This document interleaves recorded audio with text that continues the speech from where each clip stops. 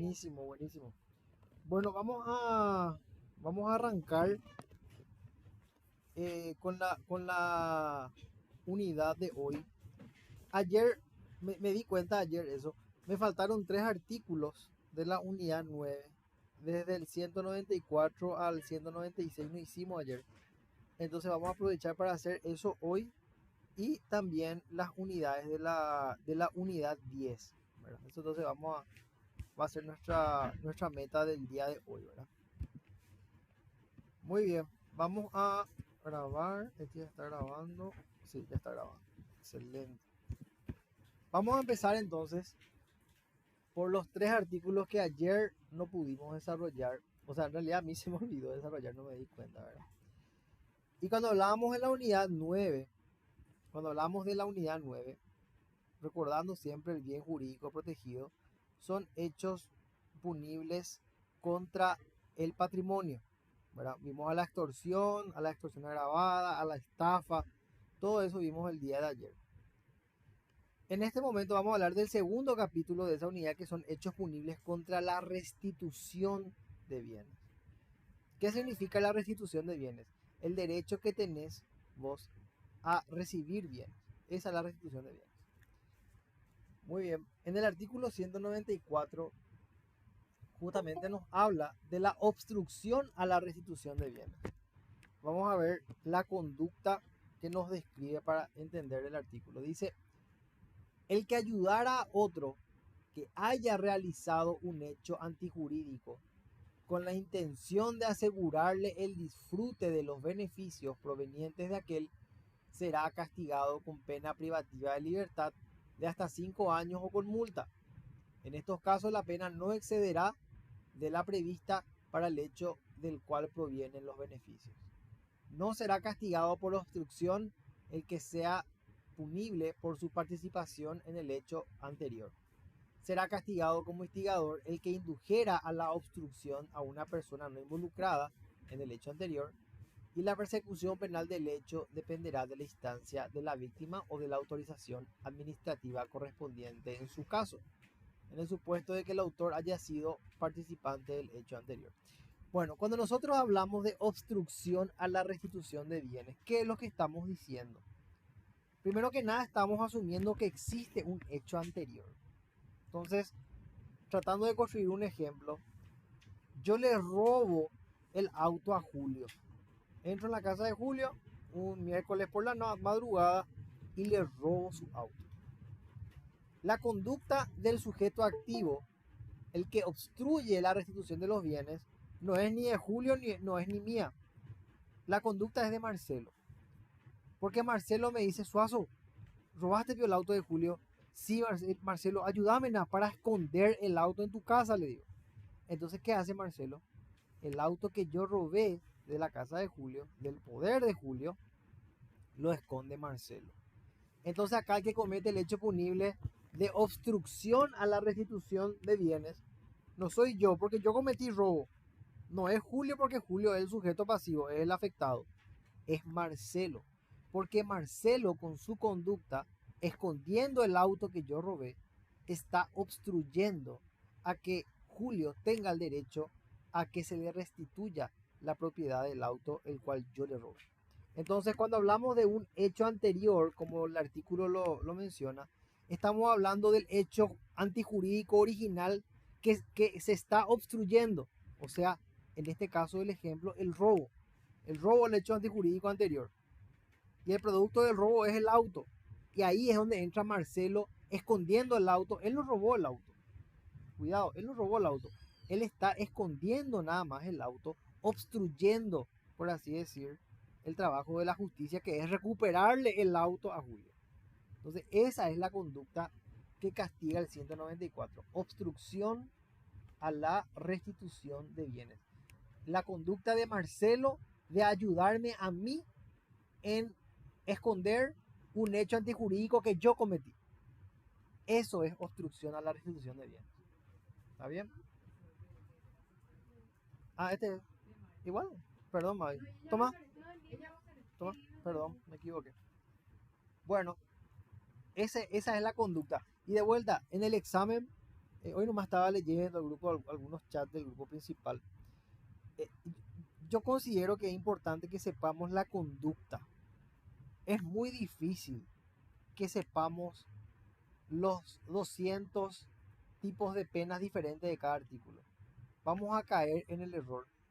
Entonces, que la preocupación sea identificar al bien jurídico protegido y describir la conducta que tipifica el artículo. No recitarla, describirla, explicarla, en qué consiste la conducta. Entonces, por eso es que me ocupo de explicar eso y no entro mucho en cuántos años es, si es delito, es crimen, el nexo causal. No me preocupa mucho eso más que de describir el tipo de conducta. Entonces, quería nomás hacer mención a eso porque considero que es importante, ¿verdad? Ok, ahora vamos a la reducción. Dice el 195, el que con la intención de obtener para sí o para otro un beneficio patrimonial indebido recibiera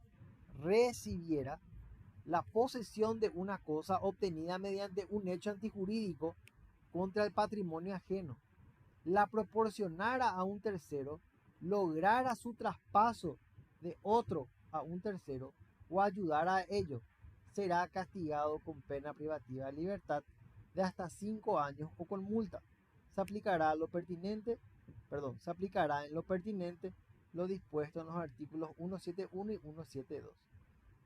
En estos casos será castigada también la tentativa, cuando el autor actuara comercialmente o como miembro de una banda formada para la realización continuada de hurtos, robos o reducciones. La pena privativa podrá ser aumentada hasta 10 años, dice, ¿verdad? Muy bien. ¿En qué consiste la conducta de la reducción? ¿Cómo yo diferencio, mejor dicho, el 194, que es obstrucción a la restitución de bienes, de la reducción? La conducta de la reducción es aquella conducta en donde vos recibís en posesión algo. No es que vos, en este caso, en el caso de la obstrucción, lo que vos haces es ayudarle al que hizo o al que cometió un hecho antijurídico. En el caso de la obstrucción decíamos que era Marcelo que escondía el auto que yo robé de Julio. En el caso de la reducción es Marcelo, no que me está ayudando. Marcelo recibe el producto de un hecho antijurídico, el producto de un robo, por ejemplo, ¿verdad? Y ese producto él, por ejemplo, lo proporciona a un tercero. ¿Qué es lo que sucede muchas veces cuando se dan los robos de vehículos? Se roba el vehículo y ese reducidor recibe el vehículo. ¿Qué hace con el vehículo? Lo desarma y lo vende a las casas de repuestos.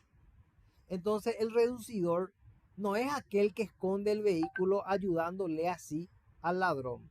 El reducidor es el que recibe el vehículo, lo desarma, por dar algún ejemplo, y lo proporciona a terceras personas. Entonces, en este ejemplo de la reducción, haciendo una analogía con el ejemplo de la obstrucción, yo entro a la casa de Julio, le robo su auto a Julio, se lo entrego a Marcelo, Marcelo desarma el auto y lo vende por partes a las casas de repuestos sobre Eusebio Ayala. Exacto. Ahí es entonces, no es que Marcelo guardó el auto para que la policía no pueda encontrar el auto. No, Marcelo recibió el auto de mí, lo desarmó y vendió sus partes a las casas de repuesto. Esa es la conducta del reducidor. Julio, te escucho, mi requerido. Suazo, brillante tu ejemplo, pero también podemos trasladar ese ejemplo a los celulares. Gracias. Cierto, totalmente, totalmente. O sea, ¿qué es lo que más, inclusive el ejemplo del celular es mejor todavía, ¿verdad? ¿Qué es lo que pasa con los celulares? Julio tiene el celular, yo le robo a Julio el celular, ¿verdad? ¿Y qué hago yo? Se lo doy a un X para que ese se lo venda a la galería San Miguel y yo voy y encuentro el teléfono robado en San Miguel. El que vende el teléfono en la galería, en este caso, o quien le facilitó el teléfono es el reducidor, ¿verdad? Porque él es el que en cierto sentido se está lucrando proporcionándole al tercero, en este caso el vendedor de la Galería San Miguel, un teléfono robado. Entonces, la conducta de reducir se diferencia de la conducta de obstruir en el sentido de que el reducidor proporciona la cosa, el producto del ilícito a un tercero. En la conducta de obstruir, el obstructor, por así decirlo, tiene la cosa consigo e impide que el sujeto pasivo, o sea, que el afectado, pueda verse restituido en el daño que sufrió, o sea, pueda recuperar el auto que le fue robado, por ejemplo. Entonces, esa es esas son las conductas y su respectiva diferencia para que se pueda distinguir, ¿verdad? Muy bien. Ahora vamos a un tipo penal. Realmente para mí es bastante complejo. Primero porque yo no soy economista y no tengo mucho conocimiento de economía.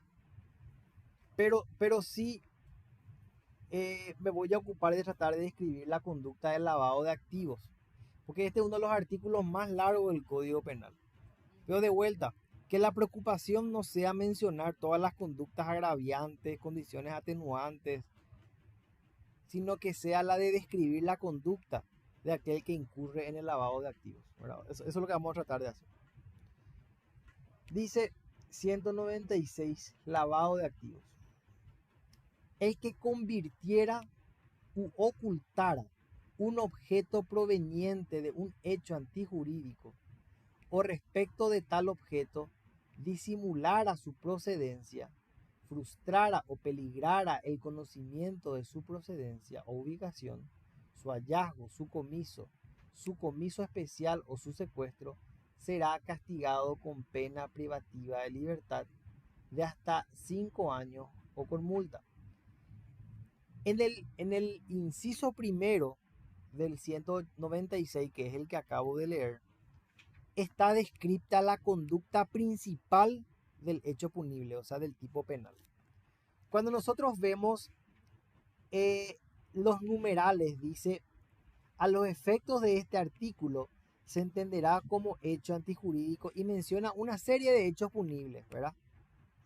Dice, el realizado por un miembro de una asociación criminal, previsto en el 239, los señalados en los artículos 37 al 45, y habla de una modificación de la ley, los punibles señalados en los artículos 94 al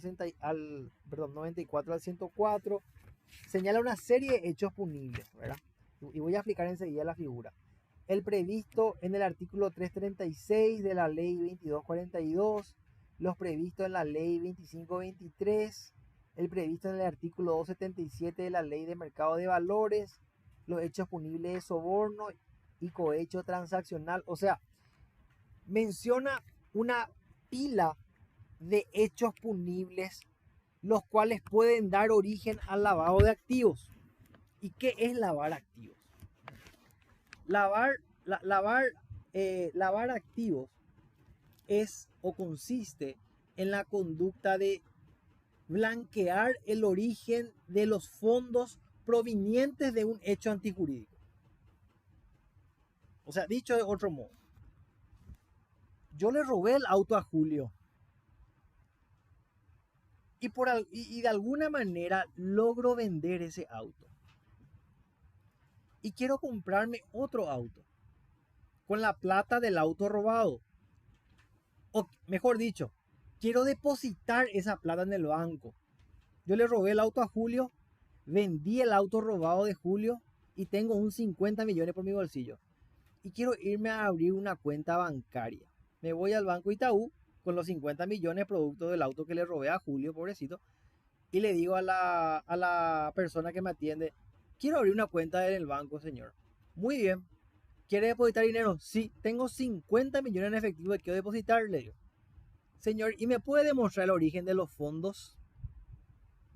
Naturalmente yo no le puedo decir, sabe que ayer le robé a Julio y vendí su auto y tengo 50 millones. No puedo decir eso.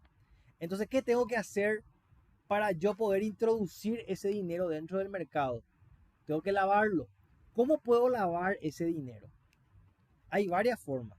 Por ejemplo, puedo comprar otro auto a un particular que no me va a preguntar por el origen de los fondos del dinero. No me va a preguntar. Entonces yo me voy con los 50 millones del auto que le robé a Julio y le visito a Karen.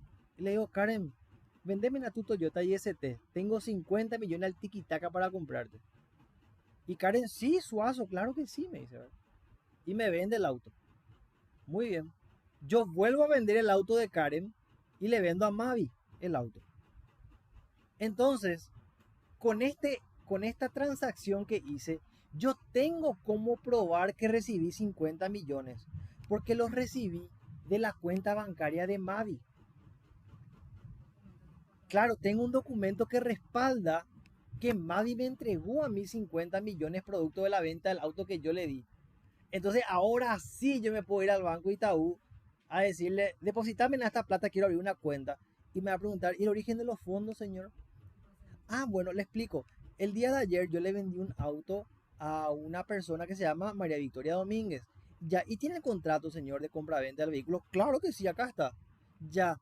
Y dígame, ¿cómo recibió el dinero? Por transferencia del Banco Visión. Buenísimo, señor. Muy bien. Entonces, le abrimos la cuenta. Entonces, ¿qué hice en qué hice en esta operación? Blanqueé el dinero. Entonces, pero el lavado de activos puede provenir del robo, del hurto, de la estafa, del cohecho, de una serie de hechos punibles, ¿verdad? Puede darse el origen de fondos y lavar activos significa blanquear el origen ilícito de esos fondos para que así puedan ser introducidos al mercado de valores, por decirlo de alguna manera. Entonces, esa es la conducta, esa es la conducta del lavado de dinero. Convertir u ocultar el origen de fondos provenientes de hechos ilícitos. Si yo soy político, algún día, por decirte, me convierto en juez. Y viene Marcelo y tiene un quilombo ahí porque tiene 3.000 hectáreas que no puede titular. Y viene junto a mí y me dice, Suazo, dame un poco, ayúdame porque no puedo titular. Acá tengo 3.000 hectáreas ahí en Filadelfia que no puedo titular. Entonces yo le digo, Marcelo, y aceitame en el negocio, mi amigo, le digo, ¿verdad? Entonces Marcelo, como soy su compañero de facultad, me pasa ahí un $10.000 para que salga más rápido su sentencia para su título, ¿verdad? De su terreno, de sus 3.000 hectáreas. Yo no puedo ir al banco y depositar esos $10.000. Me van a preguntar de dónde vienen. Y yo no le puedo decir que Marcelo me entregó el dinero en concepto de coima. Entonces, ¿yo qué tengo que hacer con ese dinero? Lo tengo que convertir, tengo que modificar el origen de esos fondos. Y eso puedo hacerlo de distintas maneras. Puedo comprar un objeto y volver a venderlo para recibir dinero limpio, por ejemplo. O puedo hacer lo que hacen todos hoy en Paraguay, ¿verdad? Abrir playa de autos, construir dúplex, estaciones de servicio, bodegas, canchas de pádel, ¿verdad? Son todas actividades que están un poco por fuera del ojo de control de el lavado de activos, de los entes controladores de las actividades económicas, ¿verdad? Son todas actividades que puedo hacer con cierta libertad y con poco control. Entonces, el ingreso que yo recibo como producto de la lomitería que abrí con dinero sucio, el ingreso que yo recibo como producto de la venta de las cervezas en la bodega que abrí con dinero sucio, ese ingreso que recibo es dinero limpio. Ese dinero sí lo puedo introducir al sistema financiero porque ese dinero proviene de ventas lícitas, que es lo que hacía Pablo Escobar. Pablo Escobar vendía cocaína y abrió una empresa de taxis, la empresa de taxis más rentable de la historia, porque tenía 3 móviles y hacía $5 millones por semana. Es lo que pasa hoy con los departamentos de alto nivel, ¿verdad? Si uno mira hacia arriba a la noche en el J Park, va a ver que todas las luces están apagadas. Nadie vive allá adentro. Pero yo les puedo asegurar que esos departamentos están 100% alquilados. Entonces, lavar activos implica eso, modificar, ocultar el origen de fondos provenientes de actividades ilícitas. Esa es la conducta del lavado de activos. Y yo personalmente les sugiero que mencionen eso, ¿verdad? Para, para, para simplificar el concepto de lavado de activos, porque el lavado de activos es eso. Es esa la conducta que se castiga y se mencionan ut sub ut infra, como diría un jefe mío, ¿verdad? O sea, abajo. Una serie de hechos ilícitos de los cuales puede provenir el lavado de activos. Por eso hablamos del robo, del hurto, del cohecho, de la extorsión, ¿verdad? Todos tipos penales de los cuales puede provenir dinero sucio, el cual yo me encargue de ocultar o modificar el origen de esos fondos. Sí, claro, ahí está también. Si yo tengo en mi casa acá, por decirte, 3 chicas viviendo que hacen trabajos sexuales, yo no puedo ir al banco a depositar esa plata. Porque primero que no emito factura, no puedo, ¿verdad? No tengo forma de explicar cómo entró lícitamente ese dinero porque la explotación sexual sería en este caso rufianería de mi parte. Exacto, la usura también.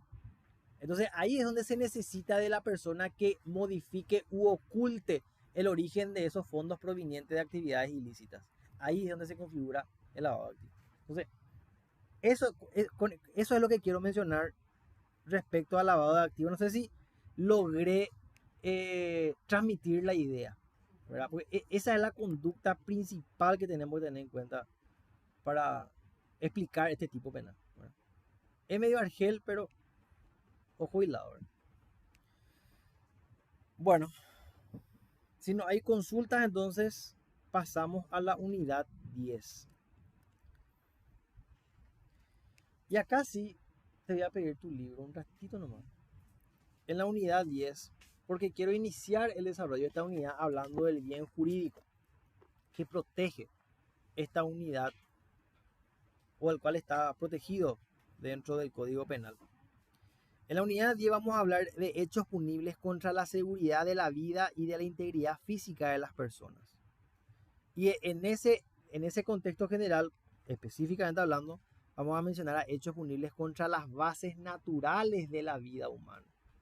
O sea, a través de estas conductas, lo que estoy dañando es un aspecto de la integridad física de las personas porque estoy afectando sus bases naturales.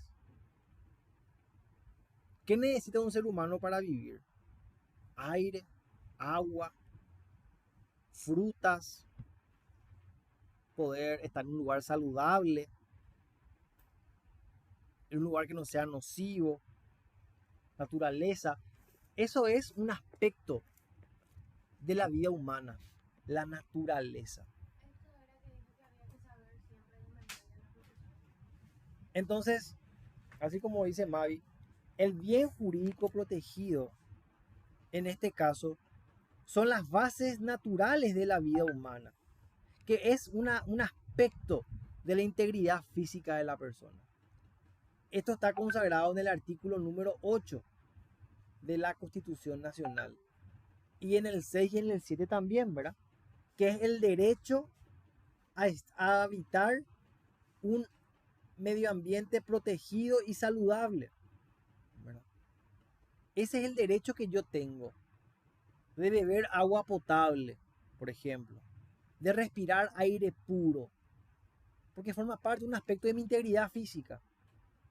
Precautela mis bases naturales como ser humano. Entonces, con esa introducción podemos abrir la unidad. Muy bien.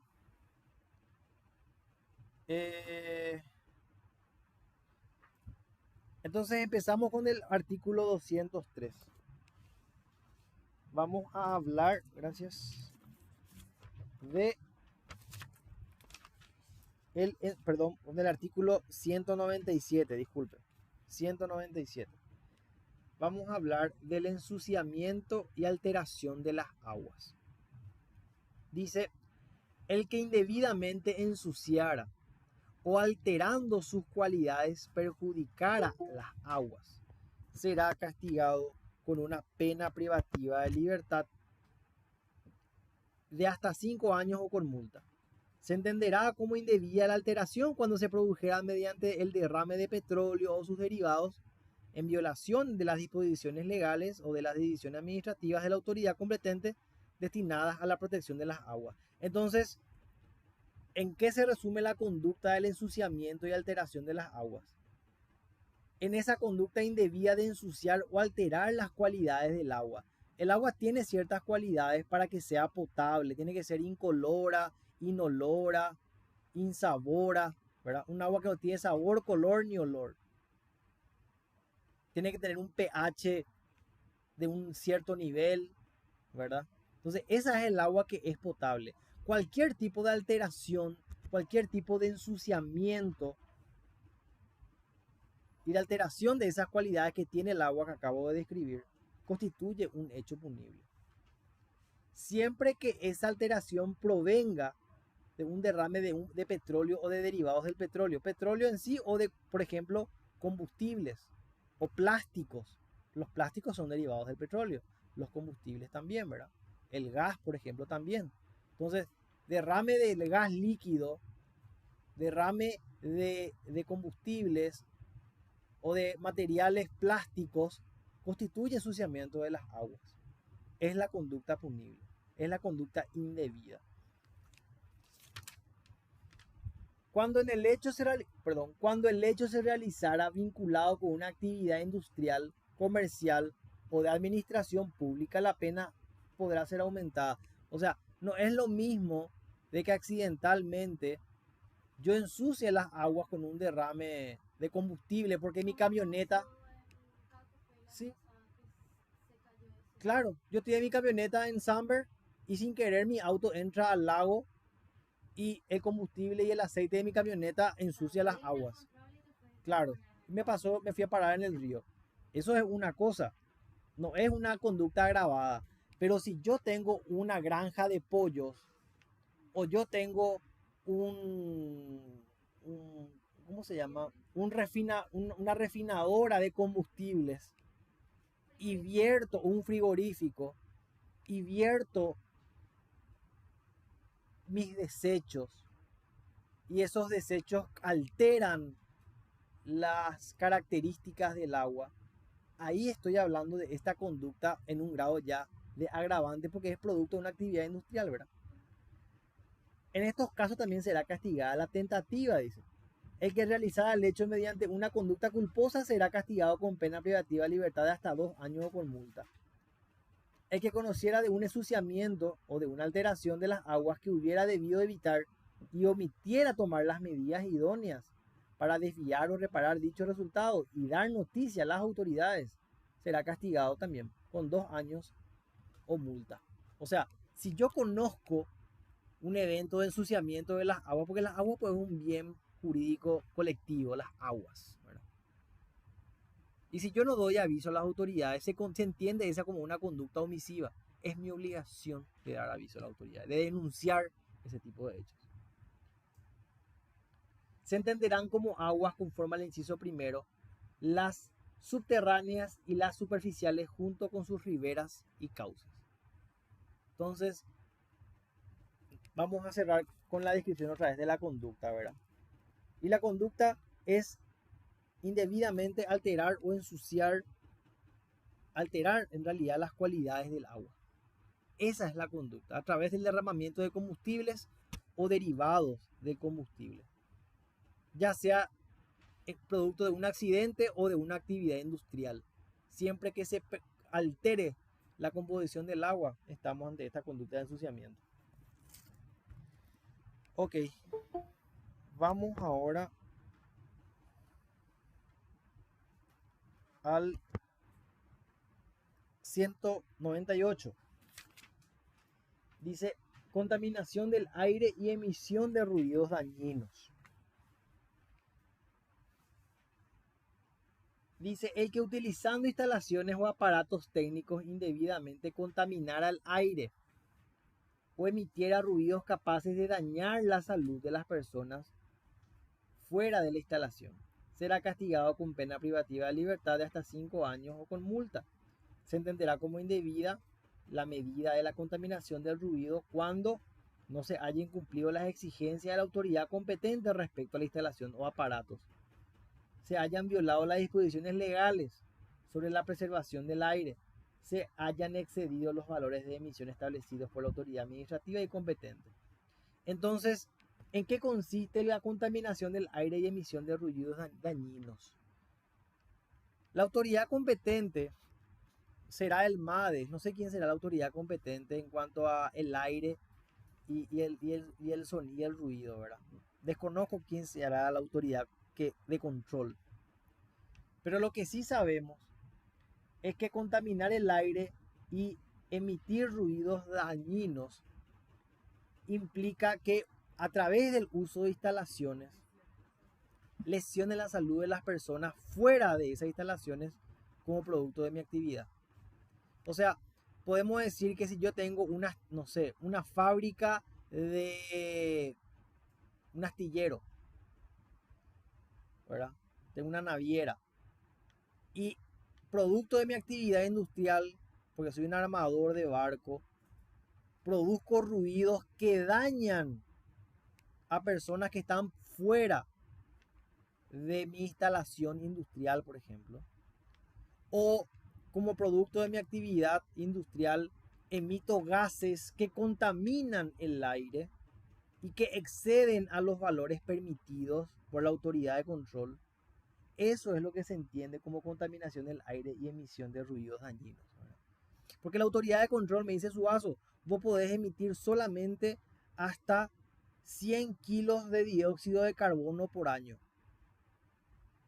100 kilos de dióxido de carbono, Suazo, por año. Es lo máximo que tu actividad industrial te permite emitir. Más de eso, ya estamos hablando de un hecho punible. Entonces, yo conociendo la norma, conociendo la restricción en cuanto a la emisión de gases contaminantes, producto de mi actividad individual o industrial, emito más de el máximo permitido. Eso es lo que se entiende como emisión, por ejemplo, como contaminación del aire. Por dar un ejemplo, ¿verdad? En otros países del mundo, que son más rígidos que el nuestro, ¿eh? Aire y ruidos dañinos. En otros países del mundo, se castiga a aquellos vehículos que contaminan demasiado. Acá en Paraguay nomás que no se controla tanto, ¿verdad?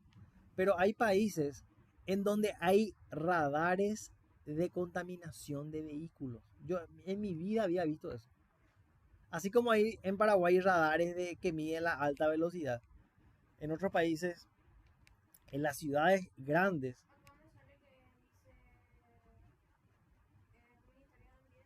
Ah, Ministerio de Ambiente. Entonces, ¿y sí? O sea, el Ministerio del Ambiente es el que controla y el que regula esta actividad. Pero como decía, hay ciudades del mundo en donde hay detectores de contaminación. Y si vos excedes los valores permitidos, estás contaminando. Sí, yo nunca había visto. Entonces, eso implica la contaminación del aire y emisión de ruidos dañinos. Nuevamente, así como en el caso del agua, estamos alterando, estamos ensuciando el aire o emitiendo ruidos que son dañinos para la persona. Esa es la conducta del 198.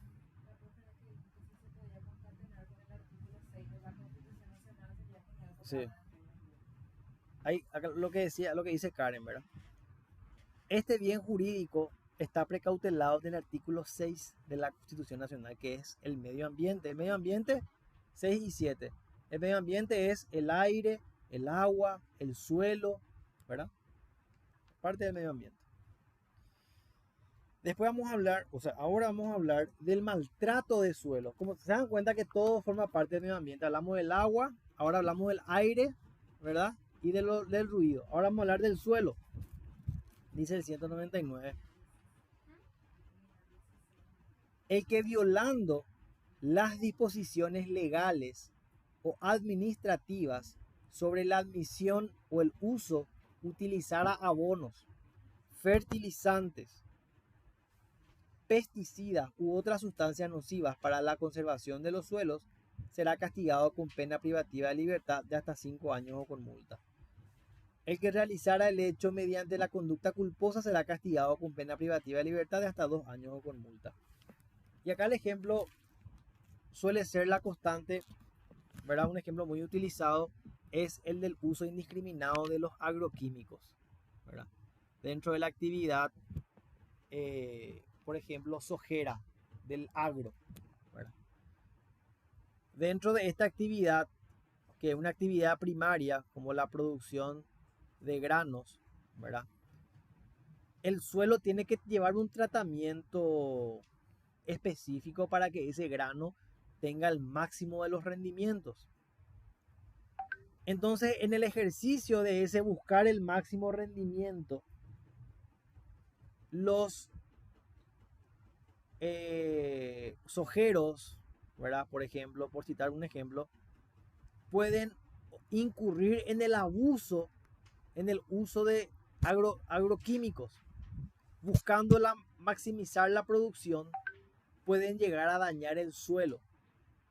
Entonces, a través de la construcción de este tipo penal, lo que estamos buscando es evitar el uso indiscriminado de abonos, fertilizantes o pesticidas, o toda aquella sustancia que sea nociva en la conservación de los suelos, ¿verdad? Porque el suelo es parte del medio ambiente.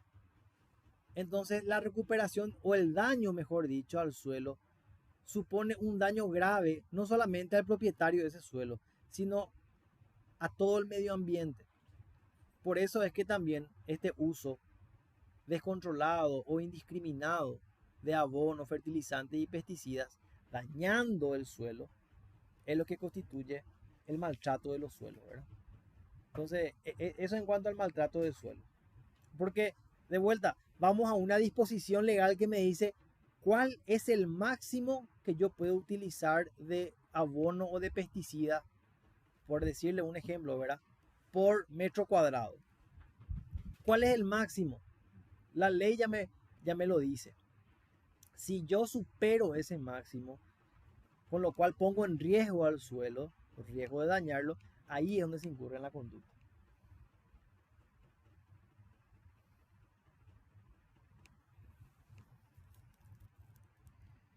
Bueno, después vamos al artículo 200, que es procesamiento ilícito de desechos. Dice, el que tratara, almacenara, arrojara, evacuara o de otra forma echara desechos fuera de las instalaciones previstas para ello, o apartándose considerablemente de los tratamientos prescriptos o autorizados por disposiciones legales o administrativas, será castigado con pena privativa de libertad de hasta 5 años o con multa. Se entenderán como desechos en el sentido liciso anterior a las sustancias que sean venenosas o capaces de causar enfermedades infectocontagiosas a seres humanos y animales, explosivas, inflamables o en grado no bagatelario, radioactivas o por su género, cualidades o cuantía capaces de contaminar gravemente las aguas, el aire o el suelo. En estos casos será castigada también la tentativa.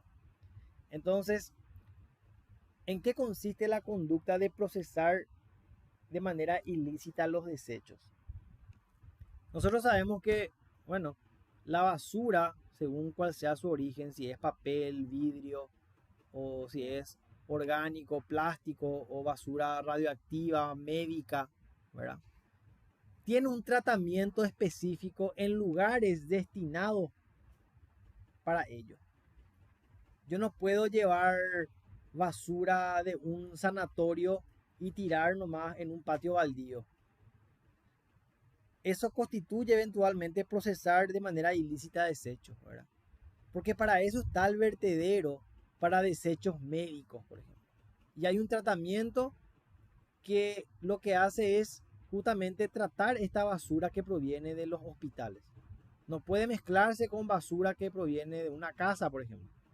Entonces, salir de lo que indica la norma en el hecho de el tratamiento que es autorizado en el lugar que es el autorizado por la entidad de control es lo que se entiende como procesamiento ilícito de desechos. O sea, la basura, por así decirlo mal y pronto, tiene que ir a Cateura. Ahí es el vertedero donde se trata la basura. No se puede llevar a otro lado. No hay otro vertedero autorizado por la entidad de regulación de esa actividad.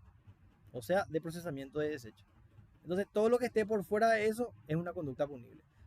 Esa es la lógica que sigue el artículo 200. Muy bien. Ahora vamos al 201, que es el ingreso de sustancias nocivas en el territorio nacional. O sea, traer de afuera sustancias nocivas. Dice, el que en el territorio nacional ingresara residuos o desechos peligrosos, o basuras tóxicas o radioactivas, o recibiera, depositara, utilizara o destruyera dichas sustancias, será castigado con pena privativa de libertad de hasta 5 años o con multa. También se castiga la tentativa. Y si el autor actúa con intención de enriquecerse, se eleva aún más la pena. ¿En qué se diferencia el procesamiento ilícito de desechos con el ingreso de sustancias nocivas? En el caso del procesamiento ilícito, lo que estoy castigando es salirme de la norma en cuanto al proceso de esos desechos.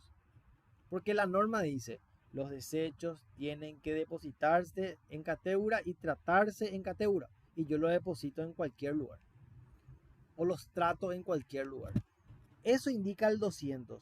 El 201 lo que dice es, si vos traes de afuera, de Argentina, de Brasil, de Uruguay, basura que puede ser tóxica, peligrosa o radioactiva, y la ingresás al Paraguay, al territorio paraguayo, la guardás, la distribuís, eso es lo que se castiga, ¿verdad? Hagamos un ejemplo, ¿verdad? En Argentina, no sé, en Posadas, hay una persona que trae basura producto de una actividad industrial a Paraguay y la trae en lancha. Y acá yo recibo la basura para poder almacenarla clandestinamente. Y esa basura es basura radioactiva, por decir un ejemplo, ¿verdad? Así rápido. Entonces, traer esa basura radioactiva de Argentina a Paraguay y tenerla en el país es lo que constituye el ingreso de sustancias nocivas en el territorio nacional. No puedo traer yo una sustancia nociva, peligrosa, dañina al Paraguay. No puedo hacerlo. No puedo ingresar esos residuos o desechos. Al menos sin el consentimiento de la autoridad de control, ¿verdad? Y por último vamos a ver el 202, que es el perjuicio a reservas naturales.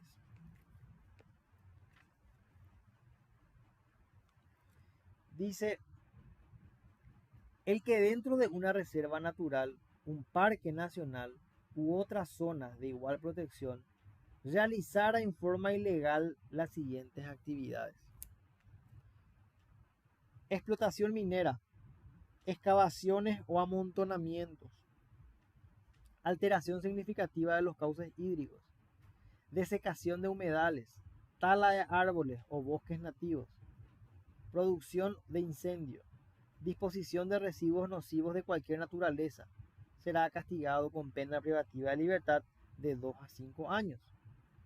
Será castigado con pena privativa de libertad de hasta 3 años el que incumpliera cuestiones significativas al plan de manejo de las áreas silvestres protegidas de dominio público o privado, capaces de generar daños graves o permanentes al ecosistema.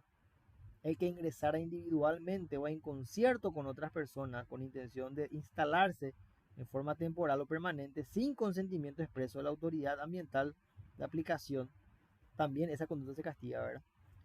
El que realizara el hecho mediante una conducta culposa, también. Cuando se actuara con intenciones o fines comerciales o el hecho haya sido muy grave, la pena podrá aumentarse también. Será castigada también la tentativa de cualquiera de los actos tipificados en el presente artículo, salvo el caso del inciso tercero de este artículo. Entonces, vayamos a la conducta nuevamente, ¿verdad? Cuando hablamos de perjuicio a reservas naturales, yo voy a poner un ejemplo de una reserva natural, ¿verdad? El Maracayú, por ejemplo. En Maracayú, una reserva natural que si mal no estoy, está en el departamento de San Pedro o de Amambay. Amambay. Entonces, la reserva de Maracayú es una reserva protegida. Es una reserva natural protegida. ¿Y qué es lo que se castiga? Realizar explotación minera en esta reserva protegida. Excavaciones. Alterar el cauce hídrico que pasa por esta reserva protegida. Secar los humedales. Talar árboles. Producir incendios en esta reserva protegida. O llevar residuos nocivos a esa reserva protegida. O sea, toda actividad que vaya en perjuicio y en detrimento de un medio ambiente protegido, de una reserva natural protegida. Toda aquella actividad, por eso hablamos de talar árboles, llevar basura, instalarse en esa reserva sin autorización para vivir ahí, ¿verdad? Secar los humedales, alterar los cauces hídricos, realizar explotación minera, excavaciones, todo lo que contribuya a alterar el equilibrio de ese ecosistema que está protegido. Esa es la conducta de perjuicio a reservas naturales. Muy bien, eso era lo que quería hacer un poco con ustedes hoy. No sé si quedó alguna duda, alguna consulta, algo de repente en lo que no se haya tocado suficientemente.